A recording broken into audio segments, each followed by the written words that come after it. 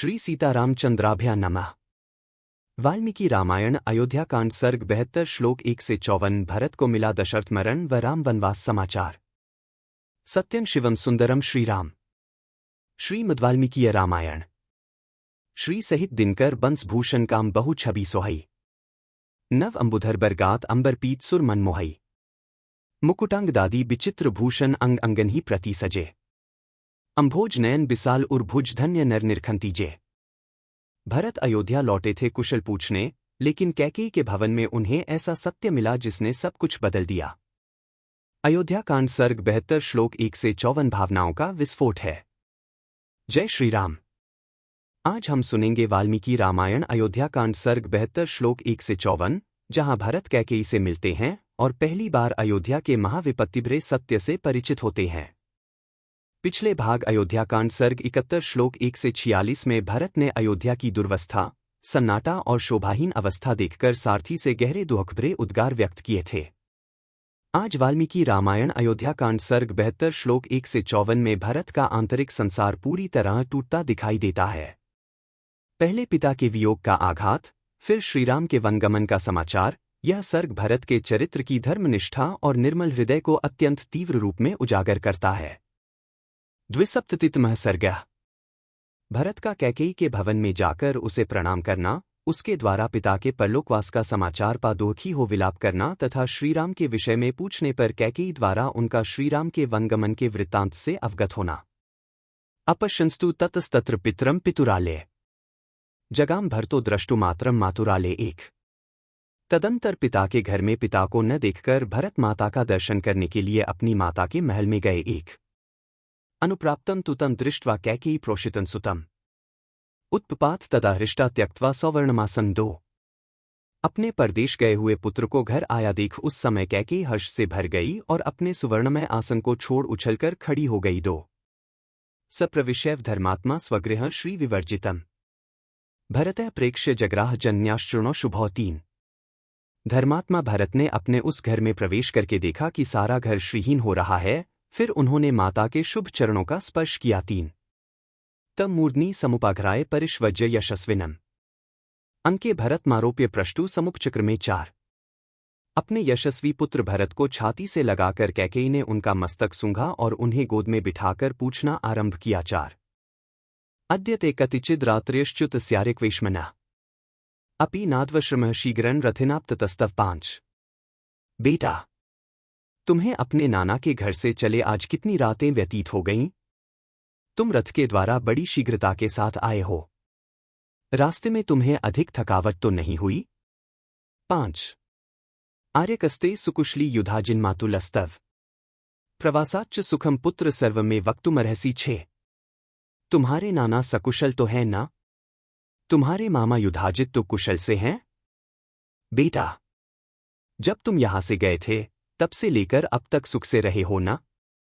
ये सारी बातें मुझे बताओ। छः एवं पृष्ठस्तु कैकेय्या प्रियम पार्थिवंदना अचष्ट भरतः सर्वमात्रे राजीवलोचनः। साथ कैकेयी के इस प्रकार प्रियवाणी में पूछने पर दशरथ नंदन कमलनयन भरत ने माता को सब बातें बताईं। साथ अद्य में सप्तमी रात्रिश्च्युत स्यारिक्वेश्मनः अंबायाः कुशली तातो युधाजिन्मातुलश्च में। आठ वे बोले, माँ, नाना के घर से चले मेरी यह 7वीं रात बीती है। मेरे नानाजी और मामा युधाजित भी कुशल से हैं। आठ यन्मे धनंच रत्नंच ददौ राजा परंतपः परिश्रांत पथ्यवत्ततोह पूर्वमागतः नौ राजवाक्य हरैर्दूतैस्त्वर्यमाणो मागतेः यदः प्रष्टुमिच्छामि तदंबा वक्तुमर्हति। 10 शत्रुओं को संताप देने वाले के किन्रेश ने मुझे जो धनरत्न प्रदान किए हैं, उनके भार से मार्ग में सब वाहन थक गए थे, इसलिए मैं राजकीय संदेश लेकर गए हुए दूतों के जल्दी मचाने से यहां पहले ही चला आया हूं। अच्छा माँ, अब मैं जो कुछ पूछता हूं उसे तुम बताओ। 9 से 10 शून्योयन शयनीयस्ते पर्यंको हिमभूषितः न चायमिक्ष्वाकुजनः प्रहृष्टः प्रतिभाति में। 11 यह तुम्हारी शय्या सुवर्णभूषित पलंग इस समय सूना है, इसका क्या कारण है? आज यहां महाराज उपस्थित क्यों नहीं है? ये महाराज के परिजन आज प्रसन्न क्यों नहीं जान पड़ते हैं? 11 राजा भवती भूयिष्ठम हम्बाया निवेशने तमह नाद्य पश्यामि द्रष्टुमिच्छन्यागतः। 12 महाराज, पिताजी प्रायः माताजी के ही महल में रहा करते थे, किंतु आज मैं उन्हें यहाँ नहीं देख रहा हूँ। मैं उन्हीं का दर्शन करने की इच्छा से यहाँ आया हूँ। पितुर्गृहीष्य पादौचत मम ख्याहि पृच्छतः आहुस्विदम्बा ज्येष्ठायाः कौसल्याया निवेशने तेरा। मैं पूछता हूँ, बताओ पिताजी कहाँ हैं? मैं उनके पैर पकड़ूंगा। अथवा बड़ी माता कौसल्या के घर में तो वे नहीं हैं? 13 तम प्रत्युवाच कैकेयी प्रियवद्घोरम प्रियम अजानंतम प्रजानंती राज्यलोभेन मोहिता 14 कैकेयी राज्य के लोभ से मोहित हो रही थी। वह राजा का वृत्तांत न जाने वाले भरत से उस घोर अप्रिय समाचार को प्रियसा समझती हुई इस प्रकार बताने लगी। 14 या गतिः सर्वभूताना ता गति ते पिता गतः राजा महात्मा तेजस्वी यायजुकः सता गतिः 15 बेटा, तुम्हारे पिता महाराज दशरथ बड़े महात्मा, तेजस्वी, यज्ञशील और सत्पुरुषों के आश्रयदाता थे। एक दिन समस्त प्राणियों की जो गति होती है, उसी गति को वे भी प्राप्त हुए हैं। 15 तच्छ्रुत्वा भरतो वाक्यम धर्माभिजन्वांशुच्य पपात सहसा भूमौ पितृशोकबलार्दितः 16 हाहतुस्मीति कृपणा दीना वाचमुदीर्यन् निप्पात महाबाहुर्बाहु विक्षिप्य वीर्यवान 17 भरत धार्मिक कुल में उत्पन्न हुए थे और उनका हृदय शुद्ध था। माता की बात सुनकर वे पितृशोक से अत्यंत पीड़ित हो सहसा पृथ्वी पर गिर पड़े और हाय मैं मारा गया, इस प्रकार अत्यंत दीन और दुखमय वचन कहकर रोने लगे। पराक्रमी महाबाहु भरत अपनी भुजाओं को बारंबार पृथ्वी पर पटककर गिरने और लौटने लगे। 16 से 17 ततः शोकेन संवीतः पितुर्मरन्दुःखितः विलाप महातेजा भ्रांता कुलिच्चेतनः 18 उन महातेजस्वी राजकुमार की चेतना भ्रांत और व्याकुल हो गई।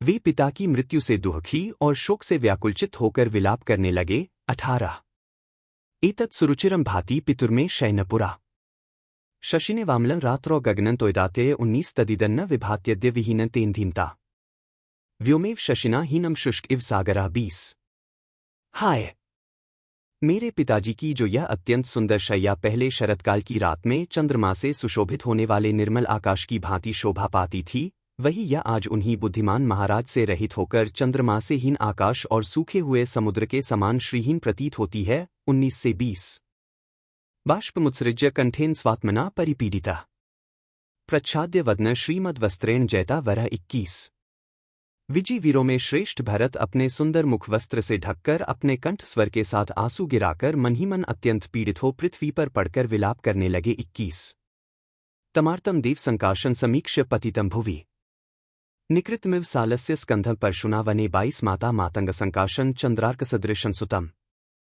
उत्थापेत्वा शोकार्तन वचनचेदम ब्रवीत 23 देवतुल्य भरत शोक से व्याकुल हो वन में फरसे से काटे गए साखू के तने की भांति पृथ्वी पर पड़े थे। मतवाले हाथी के समान पुष्ट तथा चंद्रमा या सूर्य के समान तेजस्वी अपने शोकाकुल पुत्र को इस तरह भूमि पर पड़ा देख माता कैकेयी ने उन्हें उठाया और इस प्रकार कहा। 22 से 23 उत्तिष्ठोत्तिष्ठ किंशेषे राजन्नत्र महायशः त्वद्विधा नहीं शोचन्ति संतः सत्सी सम्मताः 24 राजन, उठो उठो। महायशस्वी कुमार, तुम इस तरह यहाँ धरती पर क्यों पड़े हो? तुम्हारे जैसे सभाओं में सम्मानित होने वाले सत्पुरुष शोक नहीं किया करते हैं। 24 दान्यज्ञाधिकारा ही शील श्रुतित पोनुगा बुद्धिस्ते बुद्धिसंपन्न प्रभेवार्कस्य मंदिरे 25 बुद्धिसंपन्न पुत्र, जैसे सूर्यमंडल में प्रभा निश्चल रूप से रहती है, उसी प्रकार तुम्हारी बुद्धि सुस्थिर है। वह दान और यज्ञ में लगने की अधिकारिणी है, क्योंकि सदाचार और वेदवाक्यों का अनुसरण करने वाली है। 25 सरुदित्वा चिरंकालम भूमौ परिविवृत्य च जन्नी प्रत्युवाचेदन शोकैर्बुभिरावृतः 26 भरत पृथ्वी पर लोटते पोटते बहुत देर तक रोते रहे।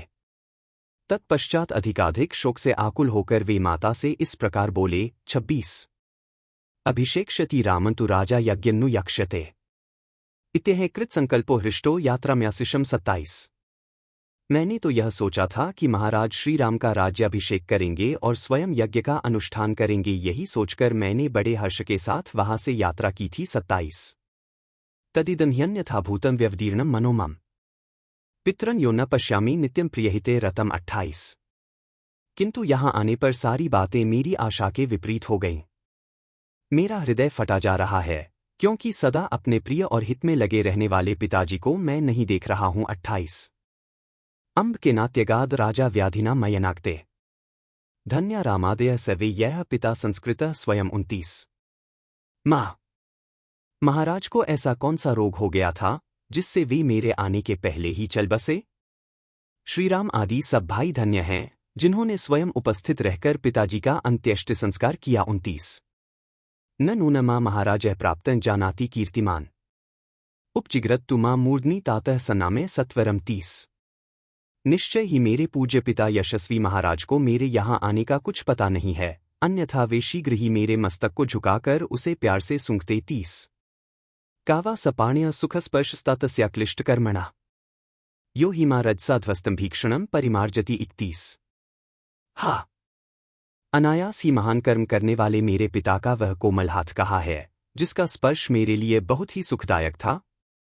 वे उसी हाथ से मेरे धूलिधूसर शरीर को बारंबार पोंछा करते थे। 31 यो मे भ्राता पिता बंधुर्यस्य दासोस्मि समतः तस्य मा शीघ्रमाख्याहि रामस्या क्लिष्टकर्मणः। 32 अब जो मेरे भाई, पिता और बंधु हैं तथा जिनका मैं परम प्रिय दास हूं, अनायास ही महान पराक्रम करने वाले उन श्रीरामचंद्र जी को तुम शीघ्र ही मेरे आने की सूचना दो। 32 पिता ही भवति ज्येष्ठो धर्म मार्यस्य जानतः तस्य पादौ ग्रहीष्यामि सहीदानी गतिर्मम। 33 धर्म के ज्ञाता श्रेष्ठ पुरुष के लिए बड़ा भाई पिता के समान होता है, मैं उनके चरणों में प्रणाम करूंगा, अब वे ही मेरे आश्रय हैं। 33 धर्मविद धर्मशीलश्च महाभागो दृढ़व्रतः आर्य किम ब्रवीद राजा पिता में सत्य विक्रमः। 34 पश्चिम साधु संदेश मिच्छामि श्रोतुमात्मनः आर्य धर्म का आचरण जिनका स्वभाव बन गया था तथा जो बड़ी दृढ़ता के साथ उत्तम व्रत का पालन करते थे, वे मेरे सत्य पराक्रमी और धर्मज्ञ पिता महाराज दशरथ अंतिम समय में क्या कह गए थे?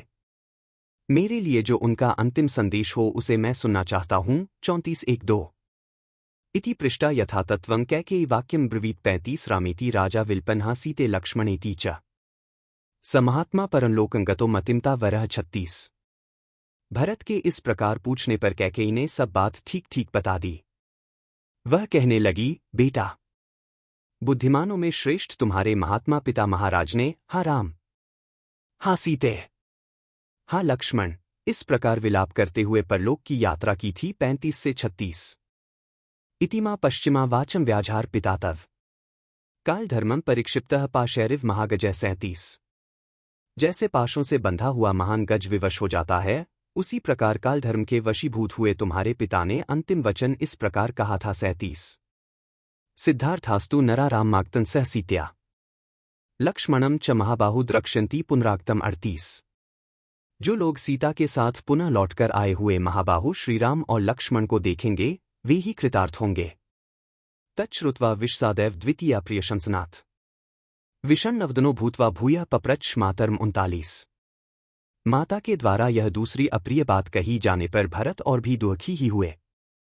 उनके मुख पर विषाद छा गया और उन्होंने पुनः माता से पूछा। 39 फिर कावा चेदानी स धर्मात्मा कौसल्यानंदवर्धनः लक्ष्मणेन सह भ्रात्रा सीत्या च समागतः। 40 माता कौसल्या का आनंद बढ़ाने वाले धर्मात्मा श्रीरामचंद्र जी इस अवसर पर भाई लक्ष्मण और सीता के साथ कहाँ चले गए हैं?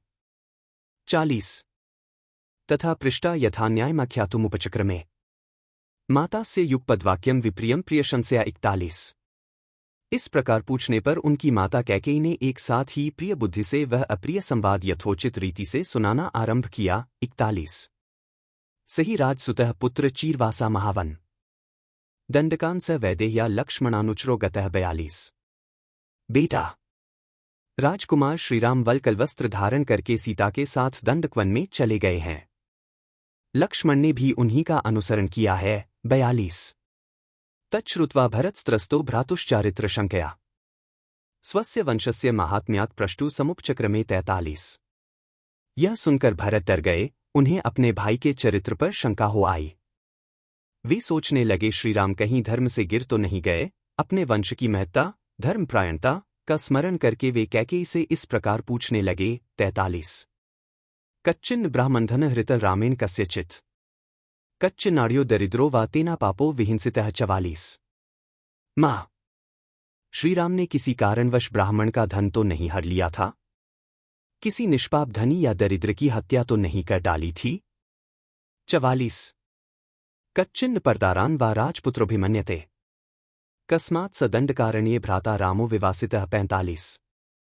राजकुमार श्रीराम का मन किसी पराई स्त्री की ओर तो नहीं चला गया? किस अपराध के कारण भैया श्रीराम को दंडकारण्य में जाने के लिए निर्वासित कर दिया गया है? 45। अथास्य चपला माता तत्स्वकर्म यथार्थम तिनैव स्त्री स्वभावेन व्याहर्तुम उपचक्रमे 46। तब चपल स्वभाव वाली भरत की माता कैकेयी ने उस विवेक शून्य चंचल नारी स्वभाव के कारण ही अपनी करतूत को ठीक ठीक बताना आरंभ किया। 46। एव मुक्ता तु कैकेयी भरतेन महात्मना उवाच वचन हृष्टा वृथा पंडितमानिनी 47। महात्मा भरत के पूर्वोक्त रूप से पूछने पर व्यर्थ ही अपने को बड़ी विदुषी मानने वाली कैकेयी ने बड़े हर्ष में भरकर कहा। 47। न ब्राह्मणधनं किंचित् धृतं रामेण कस्यचित् कश्चिन्नाड्यो दरिद्रो वा तेना पापो विहिंसितः न रामः परदारान् स चक्षुर्थ्याम्पि पश्यति। 48। बेटा, श्रीराम ने किसी कारणवश किंचन मात्र भी ब्राह्मण के धन का अपहरण नहीं किया है। किसी निरपराध धनी या दरिद्र की हत्या भी उन्होंने नहीं की है। श्रीराम कभी किसी पराई स्त्री पर दृष्टि नहीं डालते हैं। 48।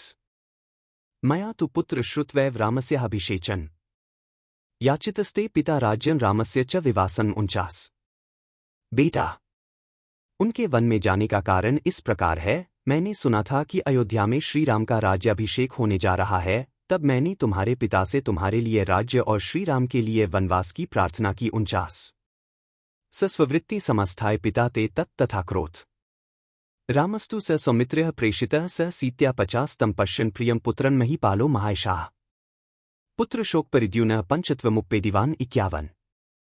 उन्होंने अपने सत्य प्रतिज्ञ स्वभाव के अनुसार मेरी मांग पूरी की।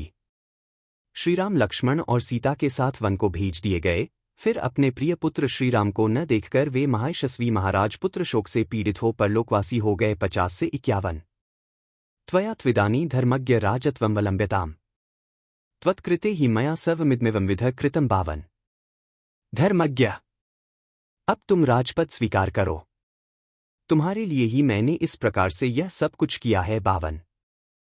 मां शोकं मा च संतापं धैर्यमाश्रय पुत्रक त्वधीना ही नगरी राज्यं चैतन्नाम्यं 53। बेटा, शोक और संताप न करो, धैर्य का आश्रय लो। अब यह नगर और निष्कंटक राज्य तुम्हारे ही अधीन है। तत्पुत्र शीघ्रं विधिना विधिज्ञैर्वसिष्ठ मुख्य सहितो द्विजेन्द्रः संकाल्य राजान्मदीन सत्वमात्मान्मुर्व्याम्भिषेच्य स्व 54। अतः वत्स, अब विधि विधान के ज्ञाता वशिष्ठ आदि प्रमुख ब्राह्मणों के साथ तुम उदार हृदय वाले महाराज का अंत्येष्टि संस्कार करके इस पृथ्वी के राज्य पर अपना अभिषेक कराओ। 54। इत्यार्षे श्रीमद् रामायणे वाल्मीकीय आदिकाव्ये अयोध्याकाण्डे 2सप्ततितमः सर्गः 72। इस प्रकार श्री वाल्मीकि निर्मित आर्ष रामायण आदिकाव्य के अयोध्याकांड में 72वां सर्ग पूरा हुआ। 72। कल अयोध्याकांड सर्ग 73 श्लोक 1 से 28 में भरत कैकेयी की इस योजना को स्वीकार नहीं करेंगे। वे उसे धिक्कारेंगे, राज्य को अस्वीकार करने की भूमिका बनाएंगे और अपने महान धर्म बुद्धि से सबको चकित करेंगे। यदि वाल्मीकि रामायण अयोध्याकांड सर्ग 72 श्लोक 1 से 54 में भरत का विलाप, दशरथ वियोग का आघात और राम वनवास का यह हृदय विदारक खुलासा आपको स्पर्श कर रहा हो, तो वीडियो को लाइक, शेयर और चैनल को सब्सक्राइब करें, क्योंकि कल सर्ग 73 श्लोक 1 से 28 में भरत का धर्मपूर्ण क्रोध प्रचंड रूप में सामने आएगा। बार बार बर मागो हर्षी देहु श्रीरंग पद सरोज अनपाइनी भक्ति सदा सत्संग कथा विसर्जन होत है, सुनो वीर हनुमान। जो जन जंग से आए हैं, सो तंग कर ही पयान। बोलो सियावर रामचंद्र जी की जय। राम भक्त हनुमान जी की जय। उमापति महादेव जी की जय। मंगल भवन अमंगलहारी द्रवहु सुतसरथ अजिर बिहारी दीन दयाल बिरिदु संभारी हरहु नाथ मम संकट भारी। जय सिया राम, जय जय सिया राम।